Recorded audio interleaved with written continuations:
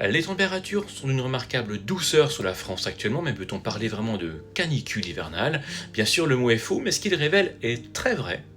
Ça sonne fort, ça interpelle, mais le terme n'a aucune définition officielle, c'est un choix journalistique pensé pour frapper et sensibiliser. Le mot canicule est strictement réservé à l'été, ces seuils sont définis d'ailleurs par Météo France et intégrés au plan national canicule. En hiver, aucune définition, aucun seuil, donc aucune canicule hivernale au sens scientifique. Alors pourquoi certains médias en parlent? Parce que la France traverse actuellement une anomalie exceptionnellement douce, plus 7 degrés au-dessus des normales, localement plus, avec en prime une pluie de record de douceur pour un mois de décembre.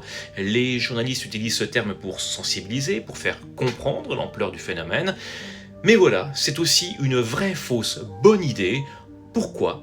Parce qu'en voulant frapper les esprits, on finit parfois par donner des arguments aux complotistes, à ceux qui disent «Regardez, ils exagèrent toujours tout», ou encore «Une invention pour faire peur», ou «On nous manipule avec le climat».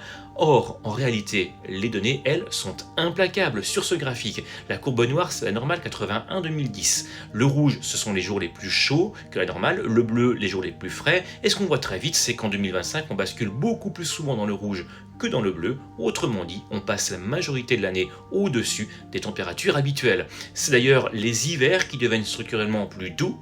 Ce graphique représente les anomalies de température moyenne hivernale. Ici, chaque barre montre si l'hiver a été plus chaud ou plus froid que la normale, et ce qui saute aux yeux, c'est qu'on a quasiment que des hivers au-dessus de la moyenne depuis 15 ans. Les hivers froids deviennent donc l'exception, les hivers doux deviennent la règle, autrement dit, la variabilité existe toujours, mais elle se déplace clairement du côté chaud. C'est l'hiver, désormais, qui perd peu à peu son identité thermique.